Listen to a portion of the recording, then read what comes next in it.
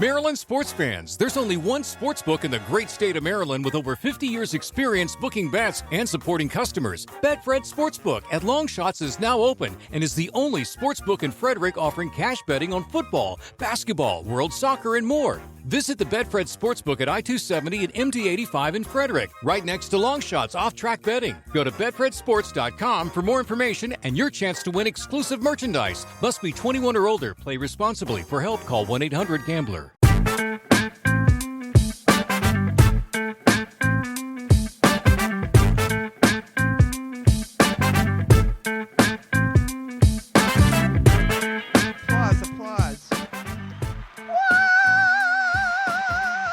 Ladies and gentlemen, Miss Grace Jones. Okay. Heard you missed us. Well, we're back. What's up, everybody? It is Courtney and Amy. It's ImmaLetYouFinish.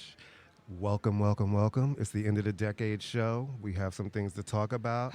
We're coming to you again in partnership with Listening Party Presents and Canal Street Radio. How many years are in a decade? 500.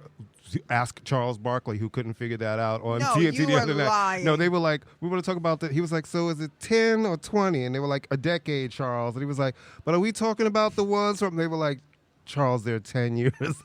You know, not for nothing. I love Charles Barkley, so I'm just going to attribute that to being hit in the head a few times. But anyway, all right, before listen, guys, remember though. Yes, he is from Alabama. Yes, so remember. Thank you, Ann. Remember, kids, before we go all the way down the road, remember on follow Canal Street Radio and Listening Party Presents on IG. Follow us on IG at ImmaLetYouFinish NY. Also, click and follow us and subscribe to us on Spotify, Google Play Music, Apple Podcasts, and SoundCloud. Invite us over. Give us a Metro card. Leave a we'll show you how to rating, do leave it. a comment, Rate it. Say do it something all. nice. If you love us, and I know you will, share it with your friends. In the words of Mariah Carey, I give my all to have just one more night with you.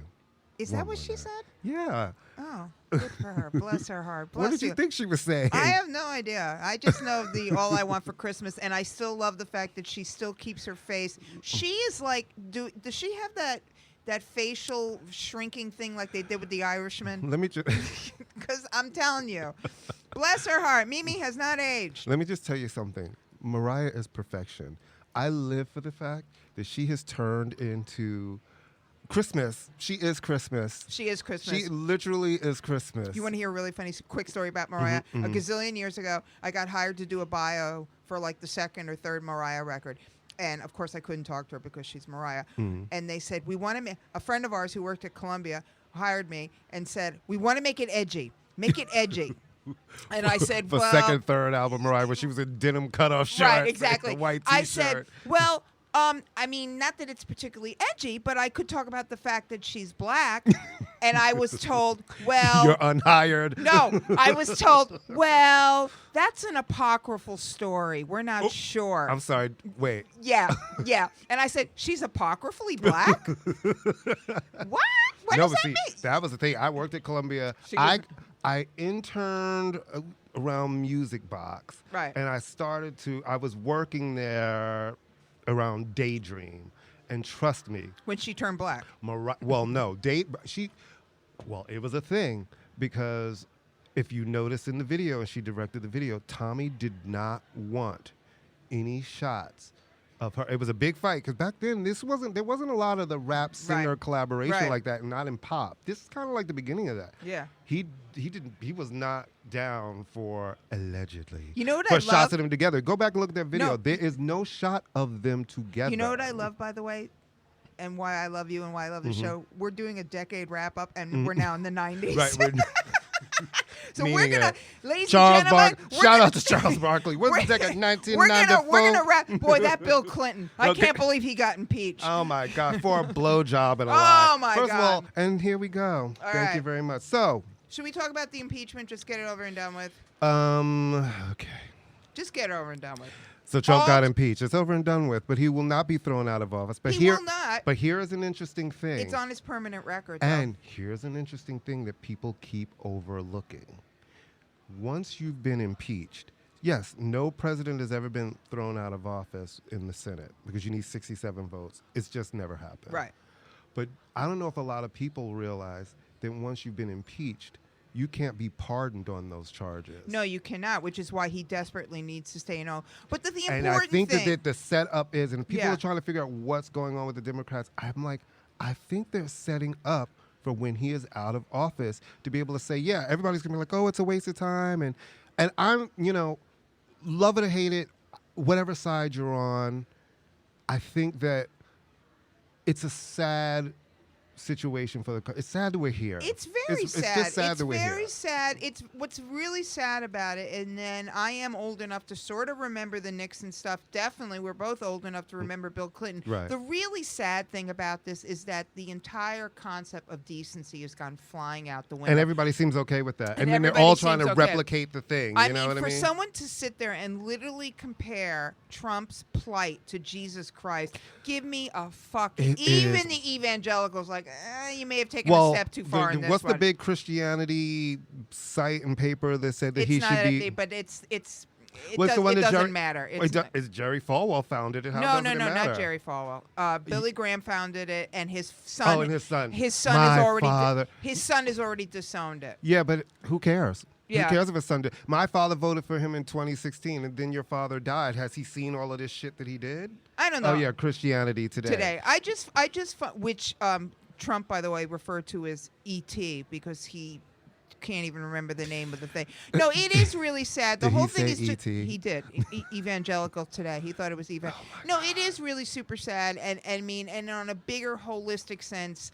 I mean, we've always been divided. We've always had our issues, but that people are literally willing to sell out the country for a tax cut, for the right to own a gun, to Here's the thing: no one's taking your guns. I would like to take This is the someone's gun. one thing I want to say about this, and with the Republicans, and they're screaming, they're coming to take your guns. Do you want to know why they're so fearful and they keep saying that? Because they've actually are the ones who take things away from people. They went in, remember, Obama did all those things to try to protect gay and trans people, and they rolled those back when Trump got in there. They took those rights. I just thought of something. Women, they scream about the Constitution. Roe versus Wade happened. Well, of course. And they've spent every year trying to take it away. Are you accusing the GOP of being hypocrites? Courtney, I just thought I said something we have to bring up. Hold on, let me just finish this point. Oh, my God. Let me finish this point. All right. I need to finish it. Okay, sorry. I think it's very important that people really look at this from a really realistic point of view. It's like, stop screaming somebody. No one is ever going to take your guns. But the people who keep screaming that need to stop being the ones who actually keep really taking shit. Now they're trying to enact all of this stuff with food stamps. And they're like, well, look at the unemployment rate. Yes, so many people have jobs and can't even pay their bills. Like, you're going after the most vulnerable people in this country. People have said the cruelty is not the exception with him. Right. The cruelty is the norm. Point. He is a cruel person. Yeah. I mean, he enjoys unpicking. What I wanted to say, and I know we usually end with what stupid shit Meghan McCain said. Should we just start with it? Because I know you guys want to hear the music stuff, and we're coming to it. No, but this is genius. We'll do 1 minute on this. Every once in a while, you ask yourself, where were you when you found out that Prince died? Right. Where were you when JFK was shot? Right. Where were you doing the moon landing? Where were you when Meghan McCain on national live television had her fucking white entitled head handed to her and was told and said, and I quote, "Fine, I won't talk for the rest of the show." And then, without skipping a beat, I'm okay with that. I'm okay with that if you're going to behave like this. It was beautiful. And the fact that you just heard the whole Gasps. audience go, it was like literally a collective. No. And the rest of the panel is sitting there just like la, la, la, la, Jesus la, la, Christ, la, la. what's about to happen? But when you knew it was bad, when the first thing out her mouth was, girl. Because here's the thing, when a black woman screams girl at you, and she's talking to her girlfriend, and you're like, girl, let me tell you. Nothing good. But when she's like, girl. Nothing good is going to come baby, after that. Whatever's coming after it is not right. What Whoopi did was the verbal equivalent of taking her hoop earrings out. Kind of, sort of. Yeah. You know what else it was? It was almost like you could hear the claps in households across America. No. America because everything cheered. you read, everybody was like, well, it was bound to happen, and it finally did, and Whoopi did what we all have wanted to do. And I'm like, not no even one a person Whoopi was like, fan. poor Right, because she's a little controversial with people too, but I rock she's with on, Whoopi. Yeah, the only thing that saved that show, the only reason that Meghan started talking again is Robert De Niro was out there, and who's going to shut up when Robert? But Well, he mentioned something about her father, who's dead. Did you know that John McCain's dead? I don't know. Let me check the View website. Do you know that he was a hero in the Vietnam War and he was dead? I didn't know that. I didn't know he was dead. I had to Google it. AKA Megan and if her. I could have a drinking game at 11 o'clock in the morning, I don't drink, but I would be willing to start a drinking game. And she knows it because I believe she said last week at one point, I know you guys get tired of me talking about my father, but... and on that note, but anyway, so we had to start because bless her heart, Meghan McCain, she is the gift that keeps on giving. She is the gift that keeps on giving. When you make Abby Huntsman look smart, you know there's problems. Okay, wait a minute. Hold on. So now we're there. So they're talking to Robert De Niro. They're talking about Trump. Oh, my they're God. Talking about this. They segue, and Abby goes to ask a question. She's like, you've made some funny move. Meet the parents. And even he was just like, Whoopi She's a Mormon. Was like, she's a Mormon. That's you your seg. seg. She's a Mormon. Do you really think John Huntsman, when they came back from whatever they do in Mormon churches, was playing taxi driver? She is also the daughter of a diplomat. They're having John Huntsman. They're having a political conversation, and it was such a horrible segue. And then to be like, meet the parents. No, they were talking about his films, but the point is... No, but at that point, they were still having a political thing. She just didn't segue right into it because it just seemed like they went from night to day. No evening. I'm going to forgive her. I'm going to say that she's suffering from postpartum 10 months after she had the baby. But anyway. The shade of these people. On the show. Anyway, Courtney. Yes, ma'am. I've heard a rumor. Yes. I heard a rumor. Boo, boo. I heard a rumor. Okay. I heard a rumor that people actually want to hear about us talk about the music. They love when we talk about the music. Because, music brings the people, makes the people. What's the Madonna line? Music makes the people come together. They do. Yeah. Music makes the bourgeoisie and the rebel. What the fuck does that mean? I don't know, but I danced to it. Yes. I popped to it. We don't care. If it comes on now, one arm goes in the air and I'm full on music makes the people. Except when I went to see Madam X, I didn't get music out the people. I got... Yeah, I'm like, oh, you're singing ballads. Yeah, she's a fado singer now. I was like, okay. So anyway, it's the end of the decade. It's an end of a decade, which I didn't even know, like Charles Barkley, up until like a week ago. The only reason I used to know it was the end of the year because back when I was freelancing a lot, this is pre-computers and stuff. Well, it's the end of the year where you have to gather all your receipts. Yeah. to do right, your to taxes. start getting ready for all the shit. And now I don't have to do that anymore because A, I'm not making any money, and B, who cares? Right. So it's the end of a decade. So it's time for all music people. We have to do our top 10 lists. Right. Why is it 10? First off, why is it always top 10? Because it's an easy number. We have 10 hands, 10 fingers. Yeah, maybe that's it. Maybe that's it. All right, so what were you listening to? We were listening to a lot of stuff. I gotta say, I gotta tell you, all people those are showing us things outside. What do you got? What is that? I don't know, but stop paying attention to them. I'm sorry. It's like he's wearing a Jets hat. He's probably long suffering. I have to say, for me, most of the music that I really listened to, the good stuff, came in the fourth quarter. It was like the end of the. It was like all of a sudden the end of the year quarterback came in and was like, I'm gonna toss you the football. But isn't that always the way that the stuff? Isn't it? Usually back when there was a functioning record industry. Fourth quarter releases. Fourth quarter releases was we're gonna talk about this in a little. Well, actually, what the fourth quarter releases used to be like your heavy hitters. Like if you look back at a lot of Rihanna's albums, used to come out November or December. Kids, Rihanna's a woman who Jay's albums would come albums. out. Jay's albums would come out in like November, December. Right, for Christmas, because for Christmas shopping. And then there was one album that I worked on in particular. The whole idea of fourth quarter, for those people who are not like me, fourth quarter basically means the time right before the end of the year. So traditionally, back when Courtney and I both were involved with the music industry and more, you saved your big, you saved the stuff from people who are going to go out shopping. Because you want those numbers. You so want it's like the last end of the year yeah. numbers. Well, now there are no more setups for records. It just so you literally can have a record a la the Beyonce record, a la basically every record now that just comes out when it feels like coming out. So it almost doesn't matter because people don't buy records; they're streaming things. Right. So you don't need a release date for a stream. It's like Netflix. Does it really matter when Irishman came out? It's going to be there forever. Right. You don't need to see it. Like someone actually said to me, "Oh, do you think it's going to be?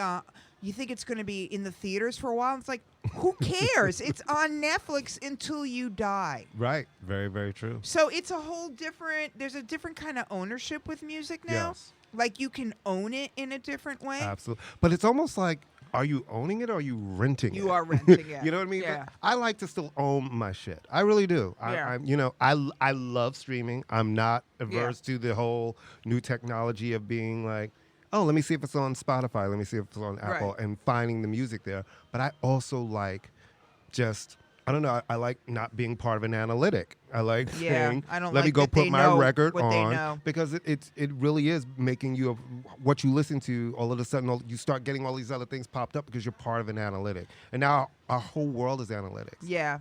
Well, the thing that's really frightening, I mean, I always listen to, CDs, and I would listen to them on my computer with really good speakers. So, of course, if your computer breaks, then you don't have a CD player anymore, in your computer, then it becomes more and more impossible to play the music. And I never used to partake in like Napster or Spotify because I was getting everything, quite honestly, for free. They would mail it to me. Right. Well, guess what? Now I don't. And now I've had to become a streaming person. Right. And I got to say, Spotify, I do it with the ads because whatever. Right. But it's introduced me to a lot of stuff. There is something to be said for Absolutely. like punching it in, seeing as how I'm not writing all the time. Right. You've turned me on to a lot of stuff. Right. Bill Coleman Yeah, has turned Shout me out on to Bill and Peace Biscuit. Yeah, I mean, has turned me on. But, it's not the same. It's really funny. I thought about this the other day. It was the 40th anniversary of London Calling. Okay. The Clash's London Calling. And I remember very specifically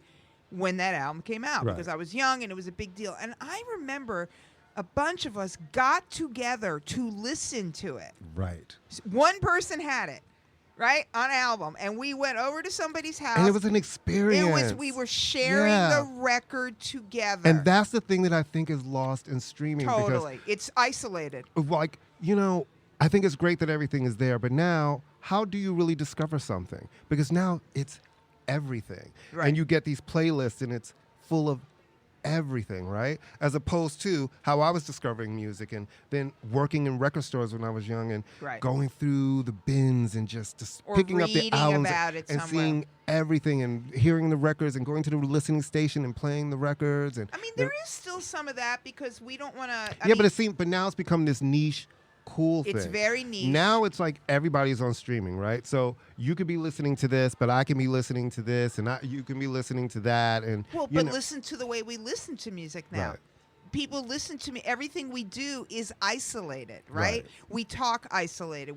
So there's not. I mean, I work with, like I've said, I've worked with high school kids, and their means of getting music is very, very different, and that's a whole nother discussion, but they're still interested in music. Absolutely. They're just not music interested. Will never go away. No, they're just not interested if it's on the charts. They're finding it in their own YouTube weird is way. huge. YouTube, Definitely. SoundCloud, and whatever. TikTok. Well, TikTok. Listen, the number look at us using terms like the we know what they number are. one song in the UK. They always, the big deal is always who's going to have the Christmas number one. Right.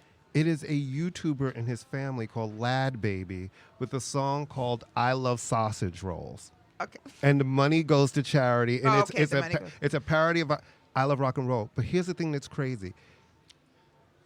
This is their second consecutive Christmas number one in the UK because last year the YouTuber and his family did a cover of We Built This City, and that was for charity.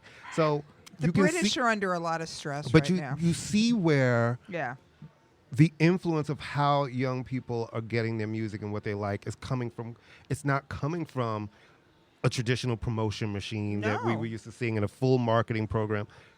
From a YouTube guy to Lil Nas X was making videos on TikTok. Buying a beat for $30. You know what I'm saying? It's like, really, I love that the delivery system is different, But I also see how some artists are now, some of the artists who've been around for a longer time, who are not even that old, like say some of those artists that came around in the early 2000s who are now closer to 40. Look at Alicia Keys. You look at her. Alicia. I don't want to look at her until she puts some fucking makeup on. Oh my God, here we go again. She, she's got 2 or 3 songs out right now, right? But she does? No, yes, she does. But like no one seems to give a shit. It's like those kind of artists are getting a little bit lost in not having that traditional structure of people who were normally radio artists. Think about Mariah's last record. Mariah's last album, Caution, was one of her best records in years. Right. But Mariah has always been a radio artist. Right. So the streaming numbers didn't match up. Right. And then Christmas comes and she's back to being the Christmas queen. Look at Madonna and Madam X. I mean, she's older, but there was no radio for her. And then she's not, clearly not even a streaming artist because the streaming numbers were really, really poor on that record. So there are certain people because people who buy Madonna records don't stream. That's why the whole Norah Jones thing was such a phenomenon, because it was people who actually buy physical albums. Right. But let's talk. Why don't you talk to me about, let's go this year, talk about some stuff that we, the Pet Shop Boys unfortunately have not put out an album yet this year. They put out a couple of singles. Singles who we love. But talk to me about what you were digging this year, music-wise. I love the Kaytranada album. Okay. And that just came out a couple of weeks ago. He's a producer? He's a producer from Canada, and he's a young black queer artist, and he's amazing. Okay. And he's amazing. I've seen the name. And this album, I'm not Bubba, sure who he is. I will send you this album. Okay. It is amazing. It is beats. It's great. It's lo-fi enough. It's sexy enough. Okay. He's amazing. And I think you and I had the whole moment with Nicole Buss. Yeah. I really enjoyed the Nicole Buss moment. Yeah. And I liked the Queen and Slim soundtrack. I do too. I've heard the movie is very confusing, but the soundtrack is great. I really liked. There's an artist, LP.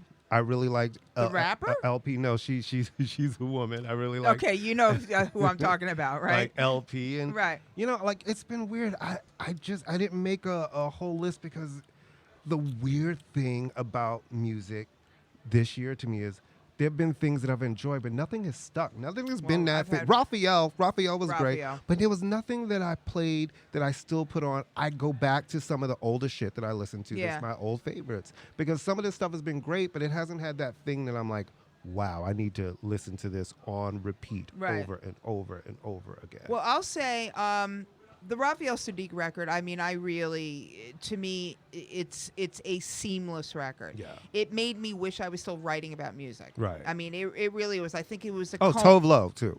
I love the Tove Lo album, Sunshine Kid. It was sort of, not that it's a culmination of a career, because he's obviously been doing stuff for a while, but it really had that feeling of like, this is the record I have wanted to make. And it was a concept album. Yeah, it was which is unheard of. Nick Cave's Ghosteen. I didn't listen to that album, but I like Nick Cave. Yeah, I mean, it's not an easy record to listen to. I love Rosalia. I think she's totally changing the game in terms of what young Latin artists are going to do. I love the Gangstar record, one of the best yet. I think you're a hip hop girl. Well, also just because I hear Premiere and I walk differently. Right. I love the Charlie XCX record. I go in and out with her. It was a good year. I really like Muna, who Bill Coleman turned me on to. Yeah. I like the Blood Orange record. I like the Blood Orange record. I like him a lot. Oh, here's someone we both really love, and I can't pronounce his name, and I'm gonna screw it up. Michael Kiwanuka. Yeah. That was a great record. That was a great record. And it's one of those records I'm starting to see on lists. He's one of those guys, like we said. Is he doing anything that hasn't been done before? No, but there's something really. Listen, just be. I always say this: I don't need bells and whistles. Write some good songs and be talented. It's interesting. Yeah. There's something I can't put my finger on what he's. Like obviously he's a rock guy. He's kind of he's got an interesting tone to his voice. Absolutely. And you know what it is? They're good songs. They're good songs. And he's a great musician. Yes. And there is something to be said about people who play instruments and write and sing their songs. Yes. No. You get that. He sort of comes off like a less crazy Terrence Trent D'Arby. And he also comes off as somebody where you can tell it wasn't some producer being like, play it like this. No, not at all. Sing it like this. It's like that guy J.S. Andorra. Who's that? Oh, he's interesting. He's like the Kenyan Bob Dylan or the Oh, Nigerian. really? He's interesting. Okay, I'll look Yeah, him he's up. on Blue Note, I think. Okay, Or I'll something. look He's him an up. Yeah, I interesting don't guy. know. I like the Kalani record a lot. My sister loves her. She's somebody I don't understand why Halsey and not her. But Halsey is popular, I think, in name, but I don't think Halsey is still really a big deal. You know what I mean? She gets the placement though, and I still, first of all, I know. we're going to go into this because then she just had this thing because I guess she washed her hair and let her hair be her natural curls. And the people are being like, you're trying to appropriate culture. And that came to the thing with her being like, what are you talking about? Right. And you had brought it to me. You were like, she's black. And I was like, no, she's not. You were like, she's black. And I'm like, that girl? I mean, she's just horrible, but and I love I like Harry Styles a lot. God. I think Harry Styles. I like Harry pop. Styles got beat in the UK. His album got beat by Rod Stewart. Oh wow! Rod Stewart. A greatest hits record or no, like a classics record? I think it's like him singing his classic songs with an orchestra. Okay, not for nothing.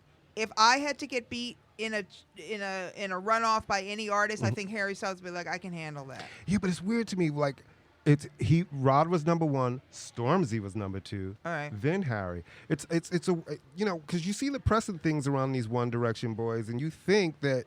I think to me Harry seems bigger in the press than he does actually with the fans. Well, it could be. I mean, I just like I said, I'm a pop girl. I do, and I appreciate the fact that he's trying to make an interesting record. I think it'll be very interesting seeing the new year if Stormzy catches on here. Right. It's a much more Americanized record. I mean, you can kind of, Kano, those guys, are they going to be able to?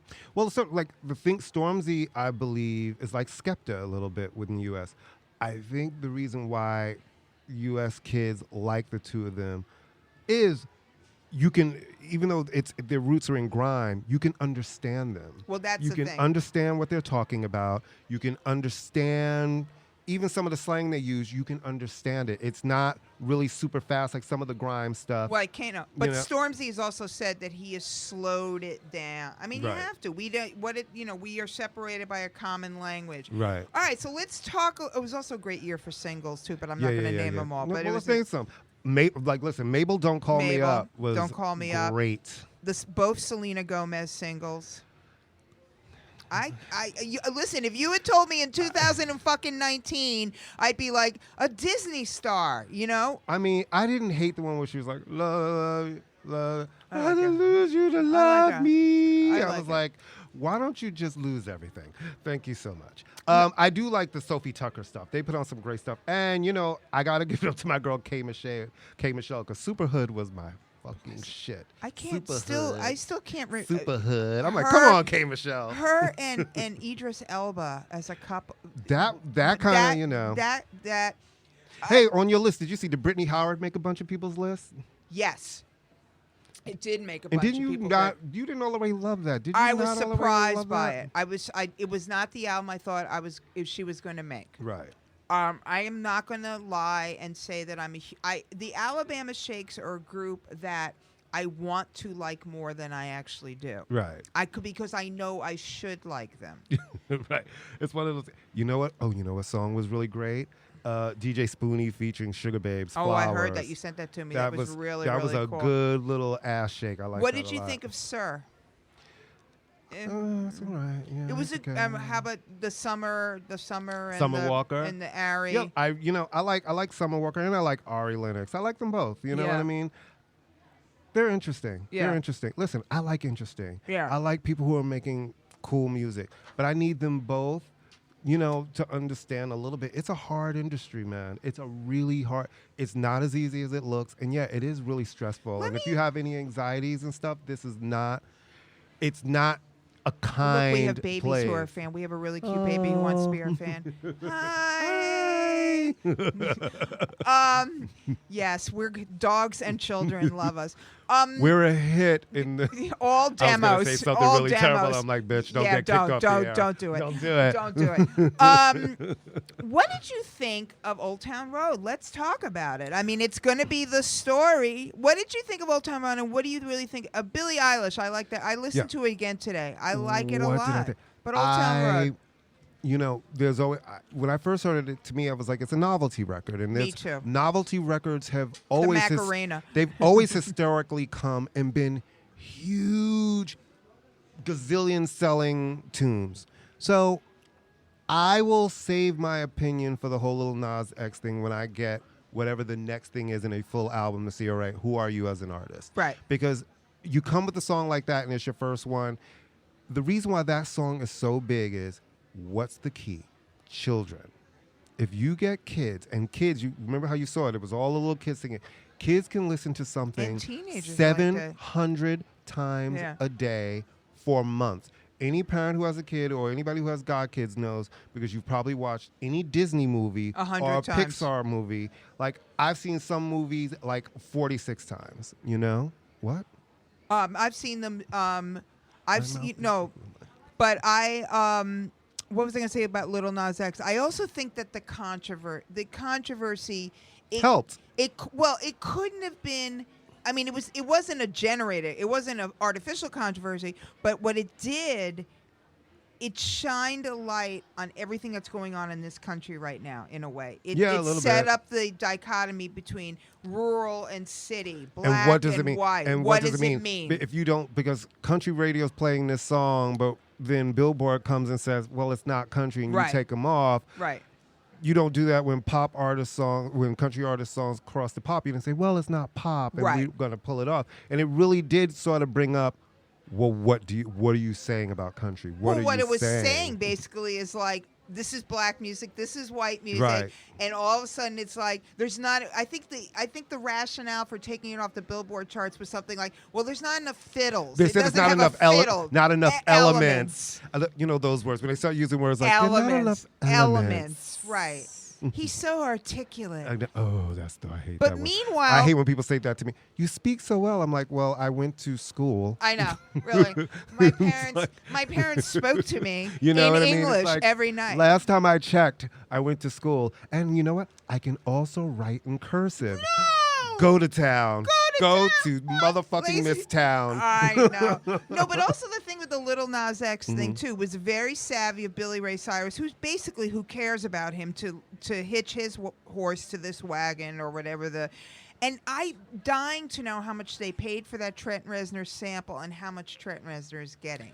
Well, it all depends. Well, let's see. That's your assignment for the next. I mean, it is interesting, right? Because if he bought the beat from a site. He bought there's two beats. So he bought the $30 beat. Right. I know this because I taught. I was about to say, why do you know? I know this because, Courtney, that's what I do when I say I can't meet you. I'm Right. researching.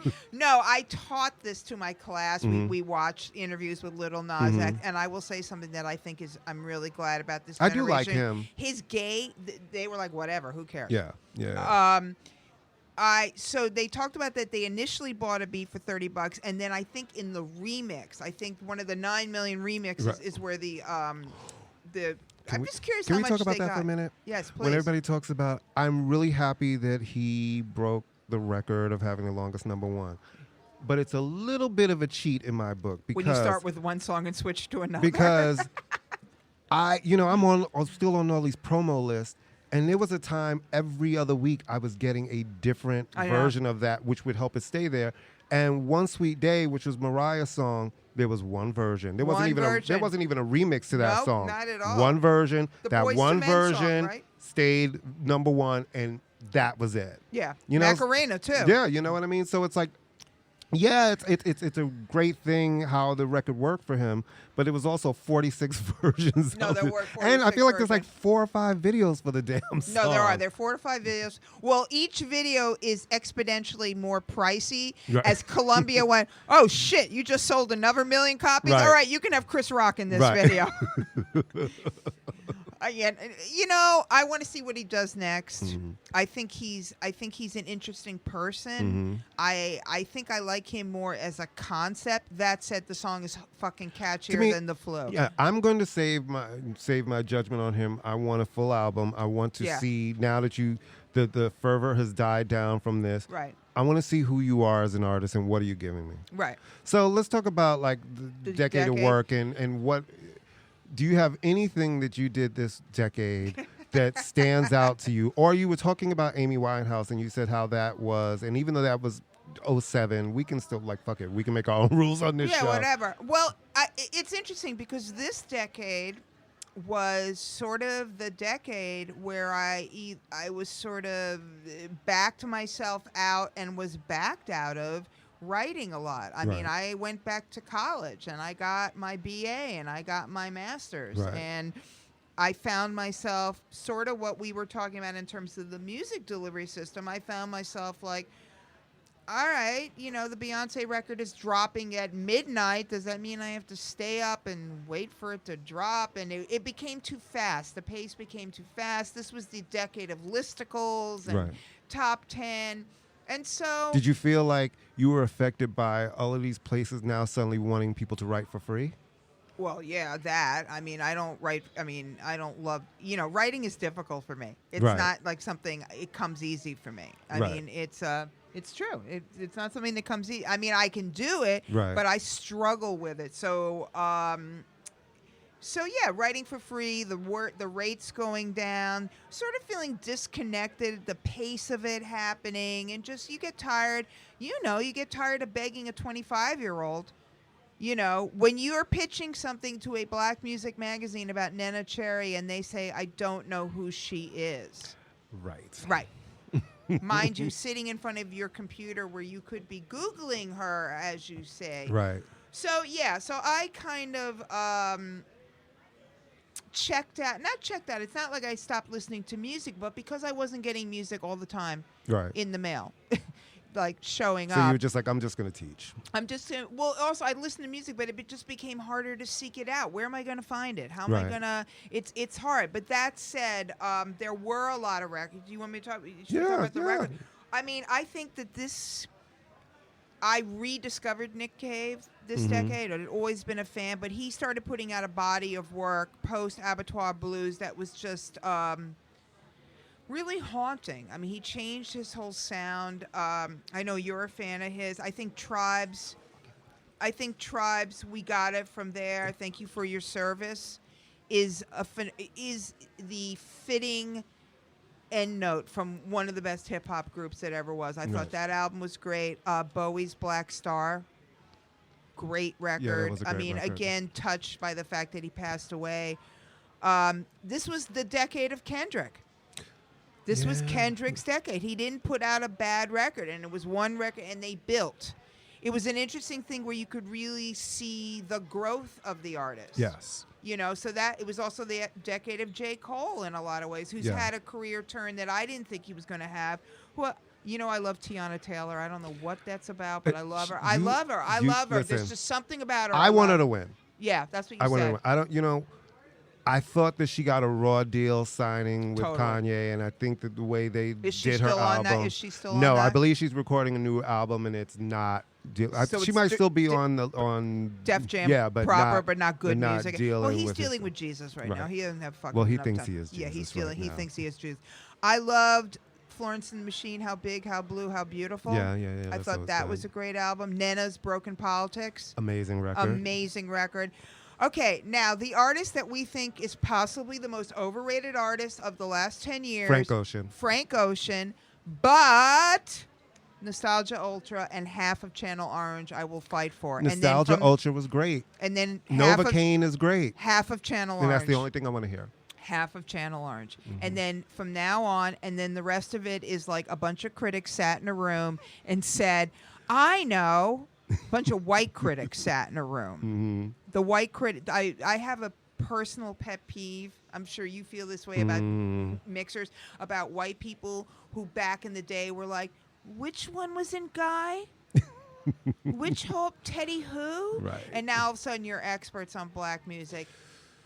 Don't even get me started on that. Listen to a Mickey Howard record and then come back to me and talk to me about black music. It's like whenever we talk about, you know, dance music, which is going to segue a little bit into this, the one record I'm going to talk about, is I feel like when they talk about DJs and it's always like, oh, this one and David Guetta and these guys, I'm like, but you know David what? Guetta. We always going to forget about the fact that Frankie Knuckles was the godfather of this shit and he was playing until he got sick and died. And can we talk about Louis Vega and Or all of Larry these guys, Levan. or David Morales and all of the men of color who are out there, and all of those vocalists who they're still chopping up those vocals and creating all of these records. You read but Love they get Saves never the Day, sanctioned. right? Yes. Right? I mean, yeah. I mean, obviously, every generation has their person that they dig, Yes.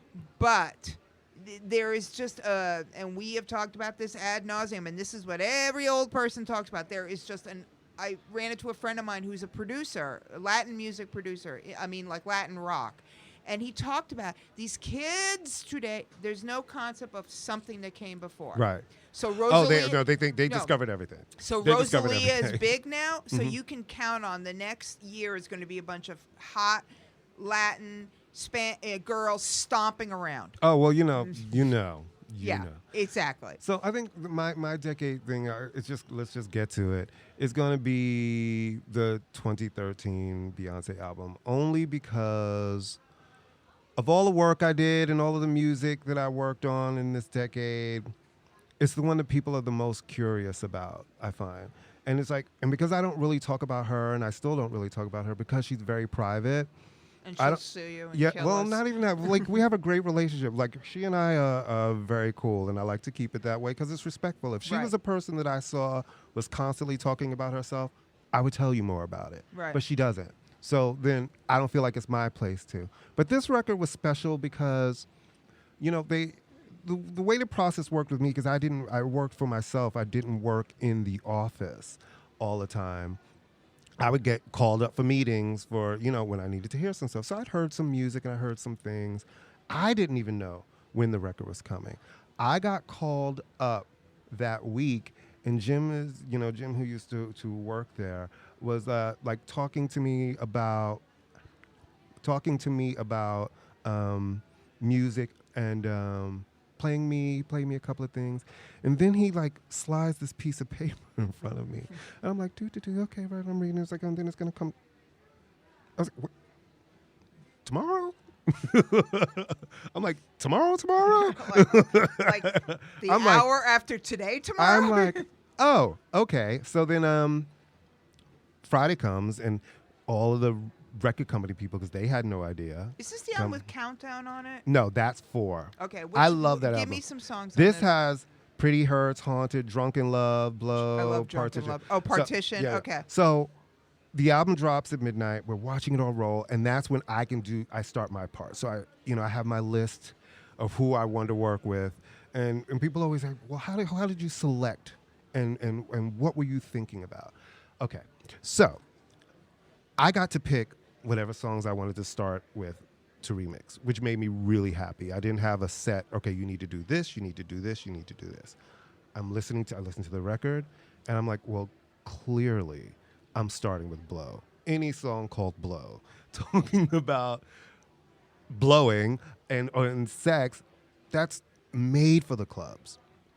Because radio and everybody was kind of, they didn't know if they were going to go with Blow. U.S. radio was scared, I guess, to have that kind of a song. You know, it was so dumb. I'm like, I'm sorry, every other song is talking about sex. But I guess because it was Beyonce, they didn't know. You should have told them it was about coke. Right. They It would could have been trap right, music. Right. So I decided, okay, so Beyonce's given us these images, and I usually, for all of my albums that I work on, in my head I see them like a mini movie, you know, and I kind of place that artist as a character. And I usually, because, you know, club music is night music, I usually flip their character and try to make the mixes almost be the opposite of what the daytime version of that song is. So for starting with Blow, I knew that I wanted to work with newer remixers, which is something that I did a lot of the time. And I used to fight a lot. You don't know how many fights I had because, you know, everybody always wants the names. Like my promotion guy was like, why aren't you giving me this person and that person? And I would always say to him, there's no name bigger than the first name on the record. So if you can't work a Beyonce record because the remixer is not, say, for lack of a better, Calvin Harris, then maybe the wrong person is promoting this album. And it would always be like, "Erp," and we would fight and the records would go to number 1. So with Blow, I wanted some European kids, and A couple of the remixers had come out of the UK and like designated what one was 17 and one was 18. And they did this Crown and Jewels mix of Blow that I absolutely love. I also really wanted to work with just queer remixers and women. So this album, I started to work with Tracy Young. And let me just tell you something about Tracy Young. And I want to say this on the record, and I want everybody to know this because Tracy knows this and I've said it to her. Tracy Young is a stand-up person, and she's a great person. Tracy Young and I did not know each other. And there was a promoter that I used to work with who I did not hire on this record who tried to kill my record. Tried to kill the record. Because Blow comes, it's starting to chart, and for like 5 weeks straight, it kept being the greatest gainer. It was the fastest record I had moving up the chart. And Tracy found out that this person was trying to kill the record. Tracy and Drew G, who is one half of the Dirty Pop duos. Drew and Brian are Dirty Pop. Okay. And Orlando, who works for Madonna, and did what I did for Beyonce for Madonna. And they alerted me, and they fixed it. And because, you know, the Billboard dance guys have a secret Billboard page that they're all on. Right. And they got up in there like, we're not letting this happen. So why? Why? Because I didn't hire him for this project, and he had worked a bunch of Beyonce projects, and I didn't hire him because of some shit that I just didn't think was right that happened. And so he really was trying to kill the record. He was like, don't let it go to number one, and was trying to make all these other records jump in ahead of it. Tracy, I will say it again, publicly thank you. Drew, I will say it again, publicly thank you, because that was how we started off this record, and then we had a string of all of the singles that we worked going to number one. And I think my process for this record was, since this is the first time I think Beyonce was really talking in such a sexual way, was to try to complement that, because sex, drugs, rock and roll, right? Club music. I wanted it to feel, really like an authentic version of her, because I don't think people think about her and think, oh, dance music. You know what I mean? Yeah, no. So it was really good. So we start with Blow. Blow does really well here. Then I find out, oh, it's number one in the UK dance club. And it did really, really well. So then radio at that point starts to pick up. Drunken Love starts becoming the thing that they're doing. Great song. So I rush and do a bunch of remixes for Drunken Love. Now, I know I'm not going to work them, but I'm going to give them to the clubs, because at this point, 2013, 2014 was when you notice artists started to give you multiple songs, something that they did not do before. Remember, it was like, here's your single. Right. So I'm like, we're just going to go for it.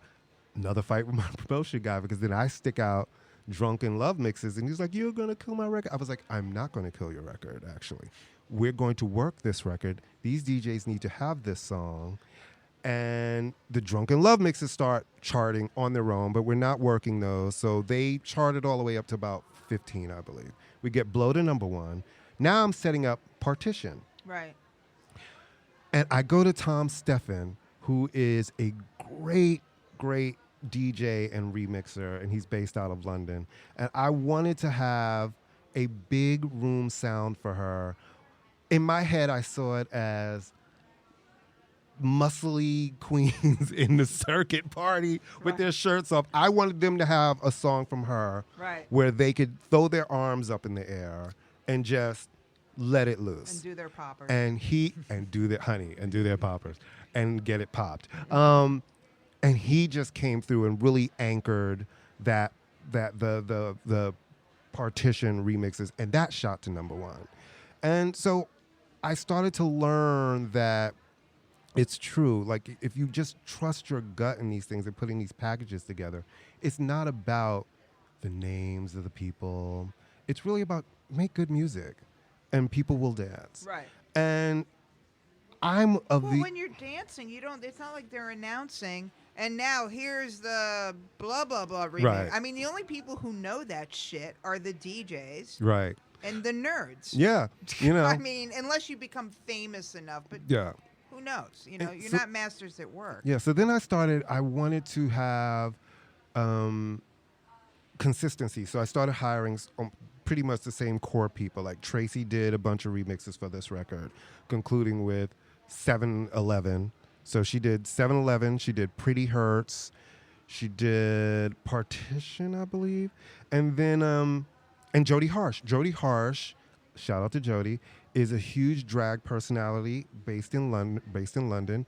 Jody is a DJ and a remixer, and Jody just started making music again. Guys, go out there or check out Jody's new single Tuesday. It's on Spotify, it's on Apple, it's on your streaming services. Jody makes great club music, and I thought it was important. I was like, I need new looks for this. I want people of color to remix Beyonce. I want women to remix Beyonce. I want queer kids to remix Beyonce, and so this album was the one where that became important to me, to be inclusive of a lot of people that I feel like should have a break. You know, Monsieur ID was this kid that I used to listen to his mixes on SoundCloud, and I reached out to him, and he thought it was a joke, and I was like, I'm not kidding. You can call me, and he just the whole time was like, this isn't real. And I was like, no, it's real. I really, really like your work. Right. And I want you to, and that was important to me. And that was the whole process of this record. I felt like this was my inclusion moment for new people, and people helped me. My career, I have a career because someone saw a talent and said, hey, you can do this, and put me in a position to do it. Now, Right. you have to be able to do the work. Right, of course. But that's how it worked, and that's how it was with this record. And then, to me, my favorite moment was Bill and I was talking to Bill. I said, you know, I feel like Beyonce's the artist that I can do it with. I've always had this dream of making a suite, like the way Donna Summer used to have those suites. It was Right. the Try Me, I Know You Can Make It. Try Me, I Know I Can Make It. The MacArthur's Park suite, which was like long, and the song did different things. So we took Haunted, which was never going to be a single, and made Haunted the Red Top suite. And Red Top I love. Red Top has come through for me for a bunch of different artists, and really a lot of great Beyonce remixes from actually even before from Sasha Fierce all the way through this record. And it was amazing. It took a lot of work. We went through like 9 versions of it because I am particular as fuck. I really am. It's like vocals are really important to me. It needed to have a feeling. And when we finally got it done and it was right, I just remember I played it today just thinking about the songs I want to talk about, and it still just gave me that whole, the moments and the feeling. And I was like, you did it with this one. This was really, really great. And I love the fact that she trusted me with her voice, Right. to let me do these things and put it out there. And it's my proudest work of the decade. It really is. It's my proudest work of the decade. And I know that sounds cheesy, blah, blah, blah, but it really is. It really, to me, I felt like I was right where I was supposed to be. The work stands the test of time. People danced all over the world to these songs.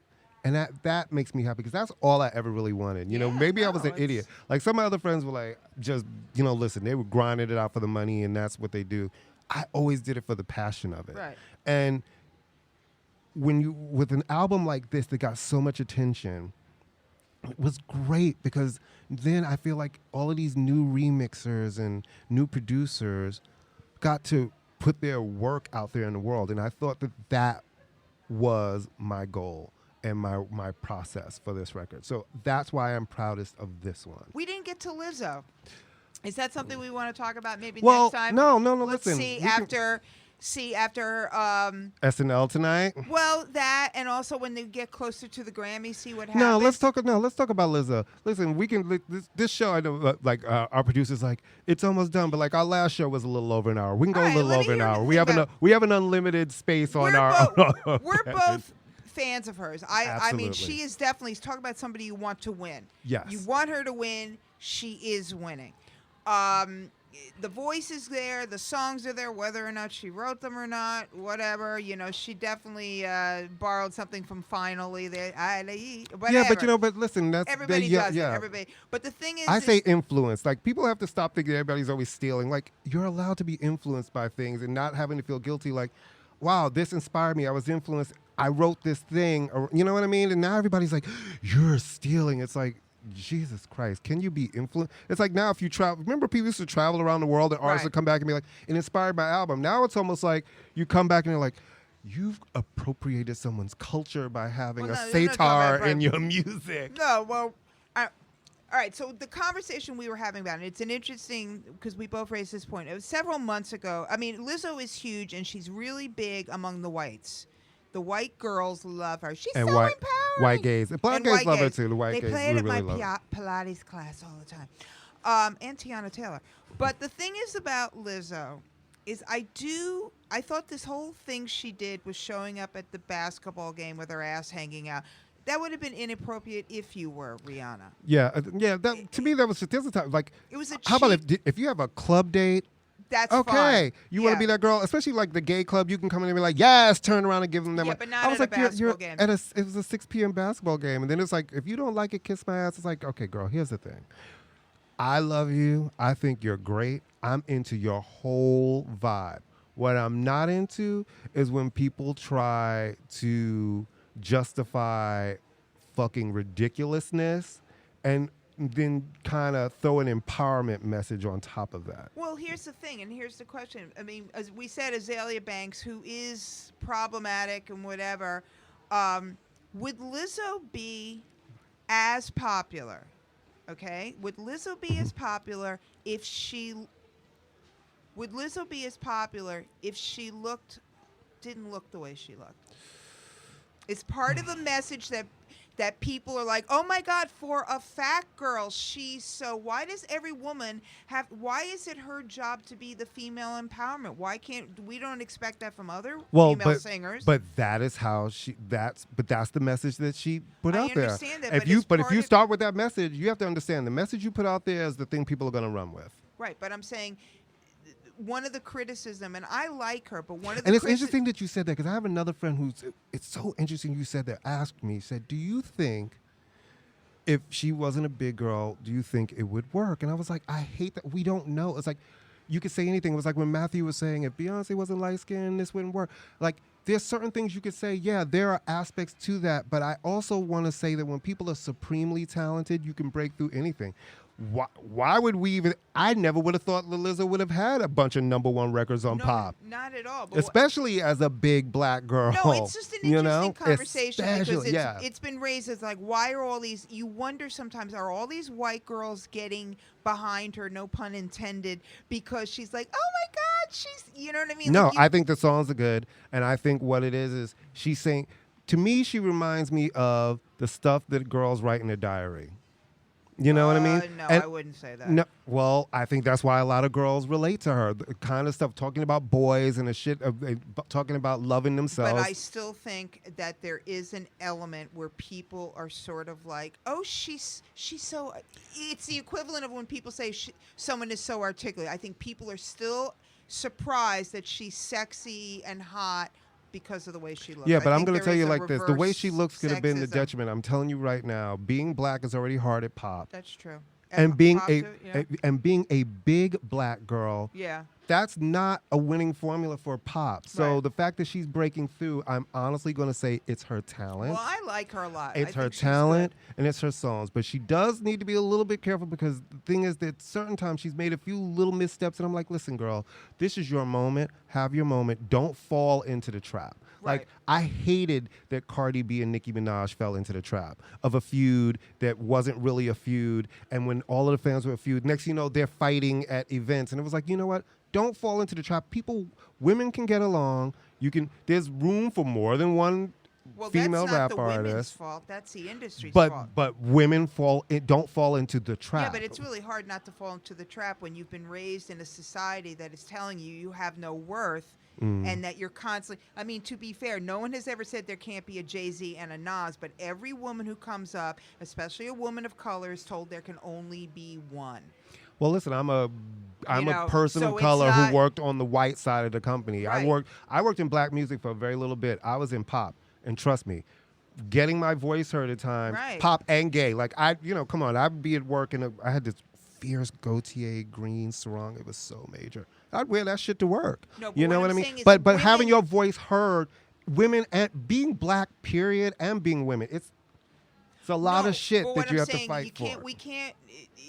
But we can't blame the women because the No, women we can a little pitted. bit. No, women, you don't let anybody pit you against something. Well, that's Don't let anybody pit you against something. I don't take this. Women are not victims. We're not saying You're a they're- bunch of smart, I'm not saying- smart. You do not have to fall into the trap. Everybody wanted Mariah and Whitney to hate each other, and they made it like there was a feud. They were friends. They did not hate each other. They did not. They could have easily, being two of the biggest superstars of the 90s, fallen into that trap and each been like, fuck that bitch. But they did not fall for that. You have to be stronger than that. And I understand that. That's the only way to break the cycle. You know what I mean? But I'm not. Listen, I feel bad for women. I hated that. I hated to see that because I do think women are smart, and I think women are very valuable. And women in music, listen, there's nobody bigger than the women. Okay, dudes can come and do whatever, but when it comes to the artists, it's the girls that everybody really wants to see. Then why didn't then why were no women nominated this year for the best rap album of the year? And we're still we're still in that shit. But look at what was nominated.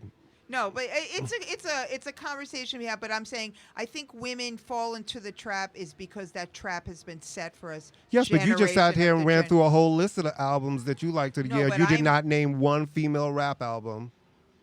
Oh. You didn't. Rhapsody. But you said that now after I just said that. You didn't say it on your list. See what I'm saying? That's the thing.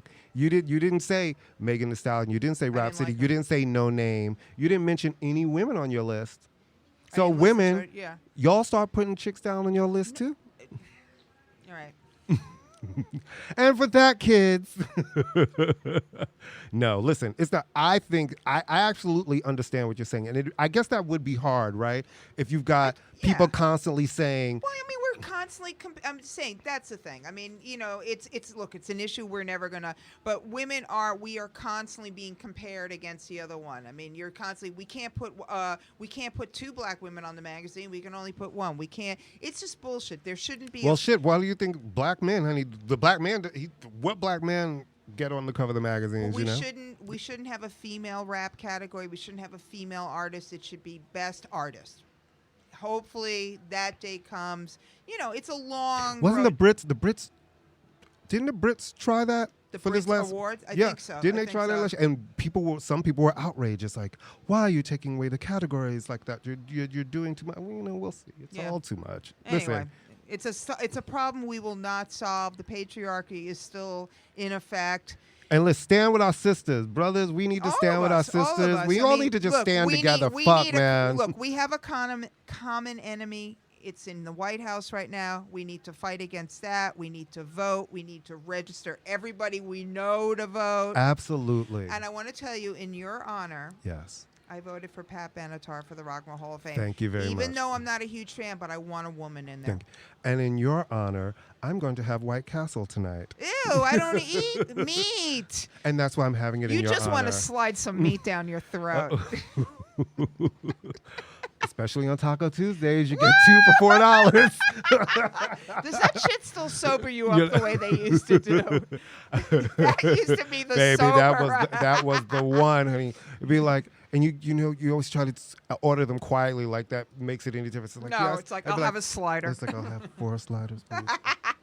And let me get that medium chicken wing. All right, Thanks. give them a shout out to the people that sponsor us, please. All right. We want to give a special shout out and a special thanks to Listening Party Presents and Canal Street Radio. Please follow them both. They're on IG. Follow them both. They've been amazing. Yes. We want to give us a shout out. Follow us on Instagram at ImmaLetYouFinish NY. We're on Twitter at Finishima. subscribe.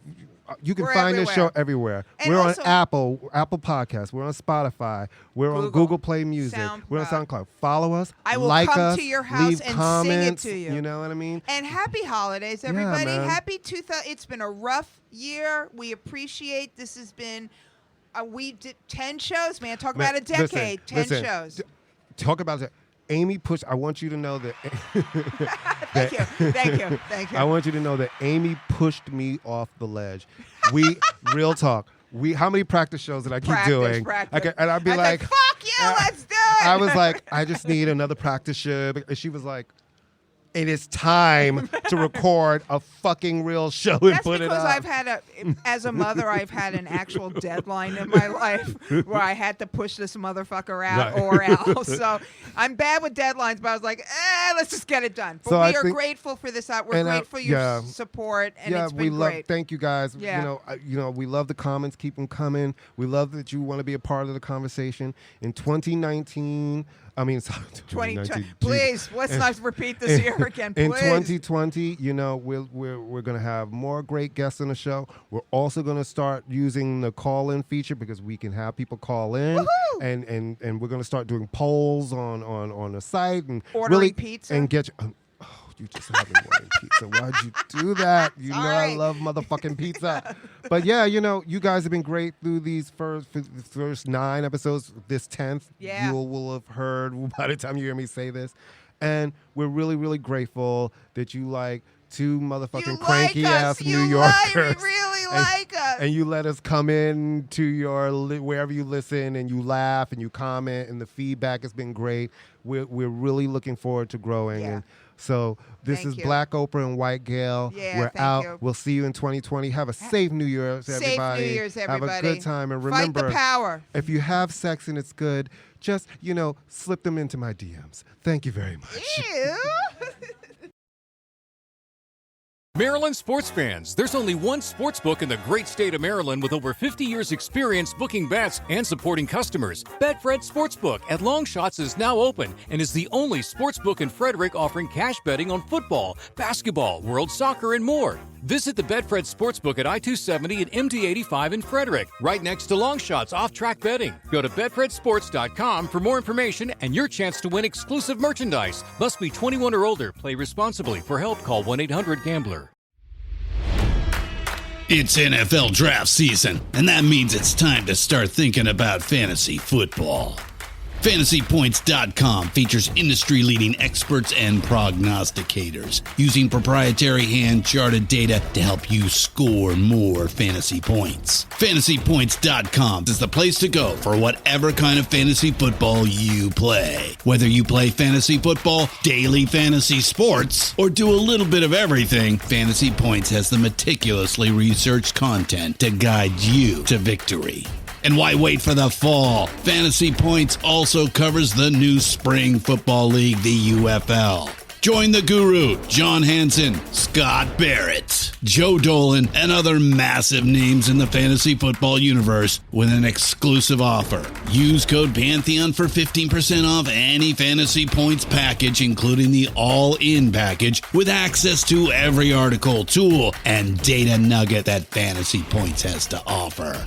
That's FantasyPoints.com and code Pantheon for 15% off at Fantasy Points. FantasyPoints.com, code Pantheon. Score more fantasy points.